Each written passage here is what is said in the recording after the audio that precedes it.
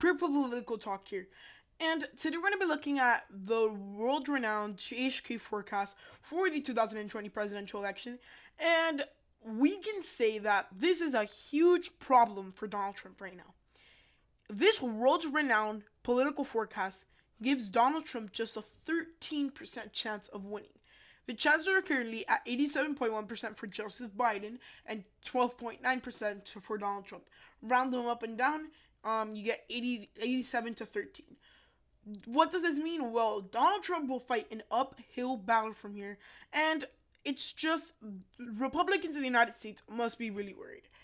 Looking at this map, we're going to go through the important states, and just looking at this map, most of the important states, the tipping points, quote unquote, like they call them here, it's looking very bad for the Trump campaign.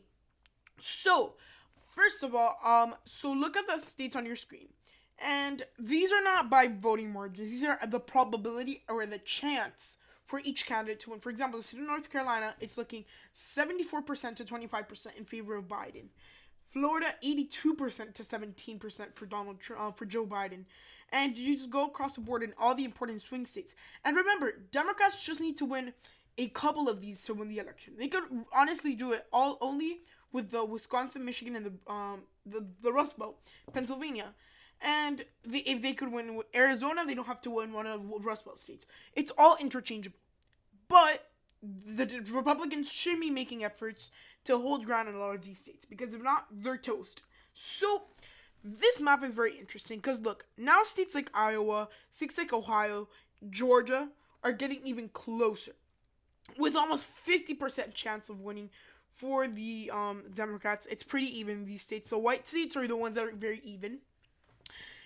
Texas is still a little bit farther out, but it's 70 to 29%, so kind of the same chance of that Donald Trump had of winning the election last time. And some other Republican states that could be at a quote-unquote risk, states like Montana, that's pretty much it. And Alaska is at 10% going to Joe Biden. So, it's still possible, but doesn't mean that's probably going to happen. So overall, just looking at the basic map, the chance of an upset, if you go and make a golf comparison, is that the PGA player makes a bogey, which is a 13% chance. So a 1 in 9 chance of an upset. So at this point in time, Republicans should be really worried. And for example, let's just look at the national overview. So Joe Biden is expected to win around 347.6 electoral votes with 52.2% of the popular vote. And Donald Trump is expected to have 190.4 electoral votes with 43% of the popular vote. So this race is changing very quickly. I remember that just a couple months ago, the race was pretty tight. And it's been slipping out of Republicans' hands. Donald Trump is pretty much defeated at this point. Does that mean that it still doesn't have a chance or anything? Yeah, it's still a 1 in 9 chance of him winning the presidency. But it's very highly unlikely, since a lot of these states have something against Donald Trump. So, we're going to look at this graph showing the forecast. So, the win that White House chances. So, we saw that at one point it was almost pretty even, 56 to 43, before the pandemic.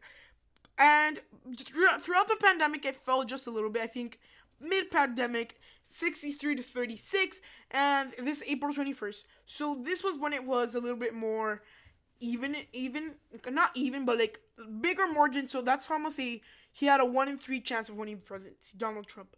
And so we were almost at a 1 in 3 chance. We got into the almost 3 in 4 chance, 1 in 4 chance. But then I think after the civil outbreak and the civil uprising of people around the country, we can see Donald Trump took a huge dive. Just within a matter of days, he was, at the beginning of June, he was at 29% of winning the presidency, which is technically 30%. Now, he's all the way down to 13. That's 15 points of chances lost. The popular vote is going to be a lot closer, but it's starting to further out and going to Joe Biden. And electoral votes, we're going to see that before it was about 200 for each party area. Now it's looking like it might go by a landslide for Joe Biden. And the Democrats should be happy because at this point, that's all they need. So we're going to look at this map, and this shows states that are going for each party. So this black line is what shows the 270 mark. So look, they're projecting that a state like Maine's 2nd congressional district could go plus 0.1. Georgia plus 0.2. Iowa plus 0.5. North Carolina plus 3.9. And then you start getting Arizona plus 4.0. And it starts going from there. What is the only state that Donald Trump has? It's Florida and Georgia. I mean, Ohio and Texas. My bad. Those are the 2 states that Donald Trump has, the swing states that Donald Trump has a hold on. And those are not the important states. Because these states, if Donald Trump wins them or loses them, they really don't matter. What really matters is the Rust Belt. Remember, it's looking like Joe Biden will just go off the map Hillary Clinton as a starting point, as safe or solid states. And then from there, he'll just build up. So right now, Donald Trump has a very big deficit that he has to build up if he wants to have a chance at the presidency. Almost 100 electoral votes.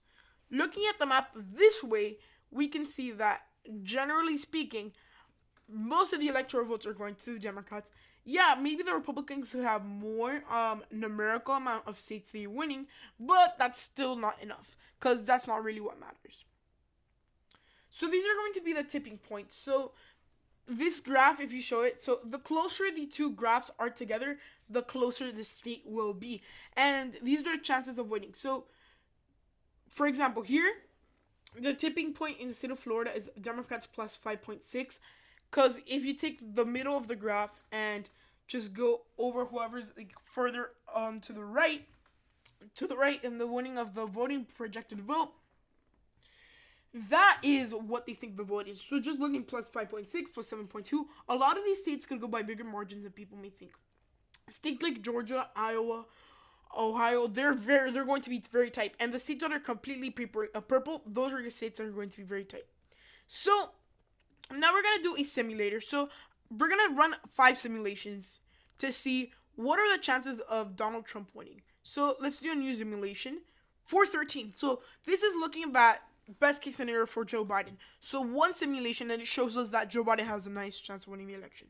Still, Joe Biden wins. Joe Biden wins. Joe Biden wins. And it gets closer, but still Joe Biden wins. And you keep on going. This is going to be like a blowout worst case scenario for the Republican Party if this is what happens. And you're probably going to have to hit it a couple times before you get Donald Trump a victory in the simulations. And if you keep on running these simulations, Donald Trump will need to have, if you see, he's going to have to do exceptionally well in some of these areas. And honestly, a lot of these states really do matter. For example, after like 9 or 10 clicks, or 20 simulations actually, we finally have a Donald Trump victory narrowly. That just comes off to show that the chances of Trump winning the election are very low right now, and it's going to take quite some time. So, at the end of the day, we can say that the chances for Donald Trump winning the presidency are kind of like in the 10-point range. I mean, 1 in every 10 shots, Donald Trump has a shot. So, looking at the map, it's very worrisome for the Trump campaign. And realistically, just by looking at this map, we can tell where do they need to invest money. Because look, there's going to be a point where Republicans might say, screw it, we lost the election already. And they would rather go and invest their money other ways, in other places like the Senate, which I wouldn't be surprised if they did. But if not, they can see that they should invest in states like Iowa, Ohio, Georgia, North Carolina, Arizona, just to increase their chances and possibly not lose by much. Because after you lose by big margins, you also must remember that it's going to be pretty bad for you and the other houses of Congress. So another last thing I wanted to say is that whoever wins this election, their party will have very bad turnout when it comes to the midterms in 2022.